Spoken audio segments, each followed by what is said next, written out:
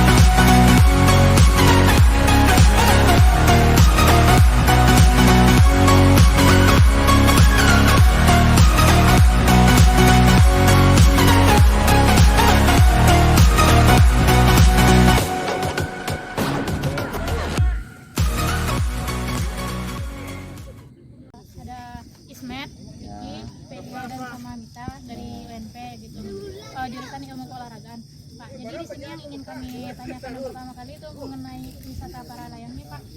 Tentang manajemennya, Pak. Gimana cara manajemen wisatanya, pengelolaannya gitu, Pak?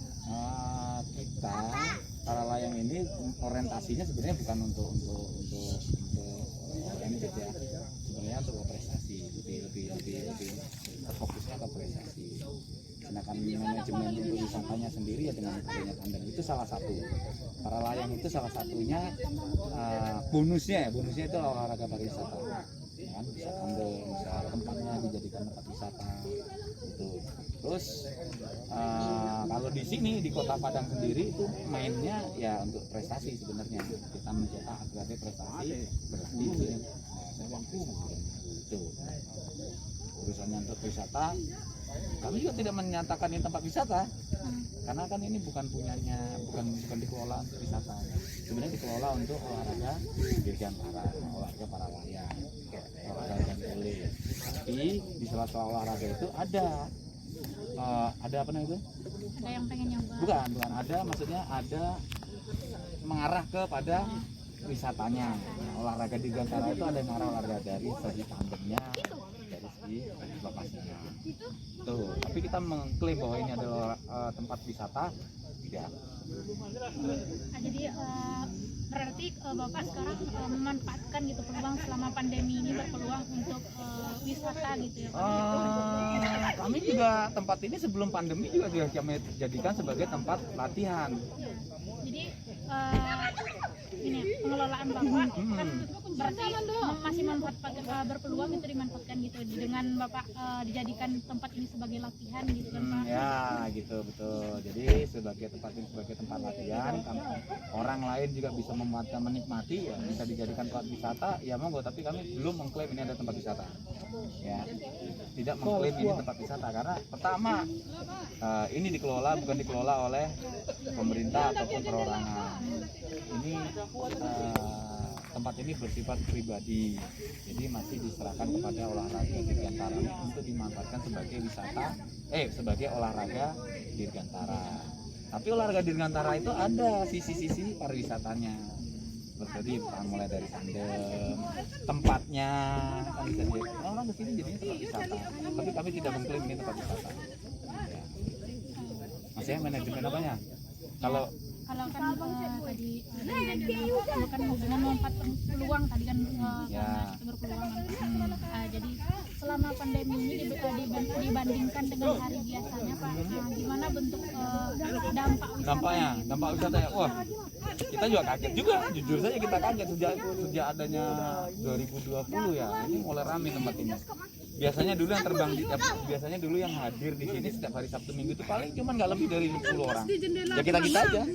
Kita aja misalnya ya 20-an orang. Nah, sejak corona pandemi ya mungkin mereka butuh refreshing ya. Melihatlah mungkin salah satu tempat ini penasaran, emang jadi berani. Tapi kami sudah mengantisipasi ini semua, bahwasanya ya kami tetap mematuhi dengan protokol COVID. Prokesnya kami jaga. Kami melarang orang yang ke tempat kami ini untuk kalau tidak menggunakan masker, melarang. Kalau kami terbang sebelum ada pandemi pun kami sudah pakai buff, pakai masker, sudah pakai masker. Nah jadi itu kami sudah mengantisipasi sebenarnya. Masalah lain di bawah juga sudah ada. Anda memasuki wilayah ini wajib masker, jaga jarak dan sebagainya di bawah juga. Itu salah satu upaya kami yang kami lakukan dengan adanya viral tempat ini sebagai tempat wisata. Jadi dengan Bapak melihat peluang saat ini apa Bapak berkeinginan atau ada harapan untuk langkah ke depannya Pak untuk sebagai dijadikan olahraga wisata? Peluang dalam segi ekonomi? Iya, ekonomi. Kalau dari segi ekonomi sendiri kami tidak mengarah ke sana, tapi dengan adanya tempat kami ini ya kami mencoba untuk masyarakat sekitar yang ada di tempat ini untuk memanfaatkan potensi ini, mulai berdagang, berjualan. Itu seperti kafe itu dulu sebelum adanya pandemi cukup nggak ada bangunan sama sekali. Nah, sekarang kami mencoba untuk tapi untuk targetnya para layang untuk ini belum ada yang bersama. Untuk menjadikan ini belum, tapi kedepannya ada. Nah, jadi bisa Bapak sebutkan salah satu strategi selama pandemi ini gimana cara pengelolaannya untuk olahraga mengarah ke pariwisata ini?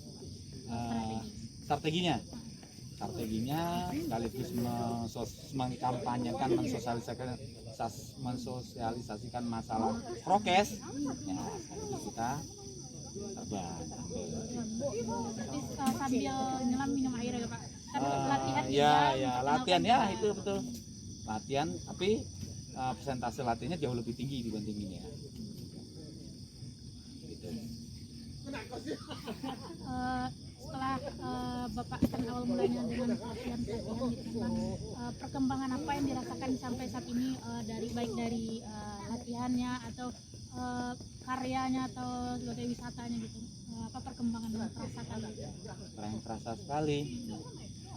Mungkin dengan adanya pandemi ya kan, tempat ini menjadi lebih viral, lebih booming, lebih rame. Nah, kami jauh bisa lebih mengenalkan olahraga dirgantara, khususnya para atlet. Nah, bahwasanya bukan saja sekedar hanya sebagai olahraga prestasi, tapi para lain juga bisa sebagai wadah olahraga wisata. Ya kan, orang pertama tidak tahu, oh ternyata bisa ditandem ya, oh ternyata bisa ini ya. Unsur wisatanya kan ada di situ, di tandem. Itu Mbak. Strateginya yaitu. Strateginya kami strategi khusus tidak ada. Yang penting olahraga latihan jalan, sambil kampanye tadi, sambil sosialisasi tentang prokes dan mengenalkan olahraga para itu sih. Jadi Itu aja dari Ah, kami Pak ya. yang ingin kami tanyakan gitu Pak. Oke. Maaf mengganggu waktu Bapak. Sama-sama. Terima kasih ya Pak. Ya. Dari tadi berharap sama Bapak, ternyata Bapak ke bawah juga. Oh, gitu. nggak apa-apa, sama yang lain juga boleh, ada ketuanya juga ada. Tapi ya kalau memang mau lebih jauh lagi, di Lanut kan ada sekretariat FASI. Kita ini di bawah naungan Federasi Aerosport Indonesia di FASI. Nah, kalau ingin mengenal jauh tentang olahraga dirgantara, silakan datang ke Lanut. Tahu kan Lanut kan depan kampusnya? Di depan kampus. lapangan pangkalan TNI AU. Nah, di Bandara Lama itu ada sekretariat FASI kami. Nah, boleh tanya-tanya. Lulusannya juga ada yang berkecimpung di sini. Ya, itu aja. Makasih ya. Sama-sama Mbak, ya sukses ya sekolahnya yang rajin. Oke, ya.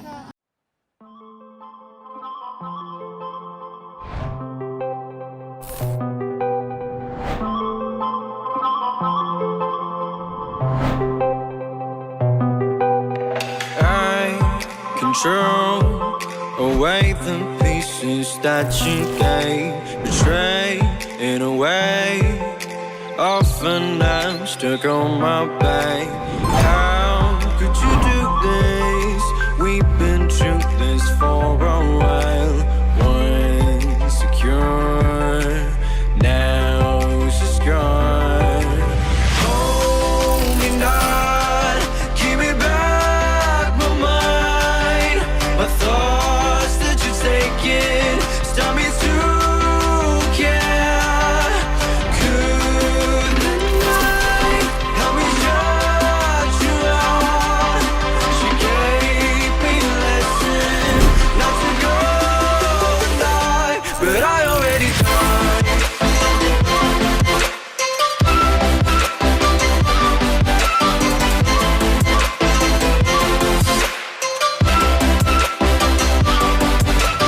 I will try to latch myself out of your space, far away until the distance passes its line. It's a new journey. My heart has had enough of pain. Once a fool, now I'm away. Hold me not, give me back my mind. My thoughts that you're taking stop me to